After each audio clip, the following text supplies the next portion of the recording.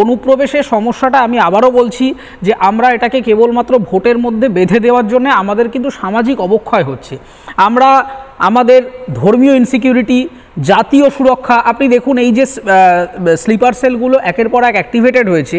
আপনি জানেন না যে মালদা, মুর্শিদাবাদ, উত্তর চব্বিশ পরগনা, দক্ষিণ চব্বিশ পরগনাগুলিতে বিভিন্ন আদিবাসী সম্প্রদায়ের মানুষদেরকে ভুলভাল বুঝিয়ে জমি টমি নিয়ে নিচ্ছে, নিয়ে তাদেরকে ভাগিয়ে দিচ্ছে ওখান থেকে, দিয়ে এরা ওই জায়গাটা ক্যাপচার করেছে। আমরা সন্দেশখালিতে একাধিক জায়গায় এরকম দেখেছি যে এখানকার আমাদের যারা আদি এখানকার বাসিন্দা তাদেরকে বিভিন্ন রকমভাবে চমকে ধমকে ইত্যাদি করে কি করে চমকানোর সাহসটা পাচ্ছে?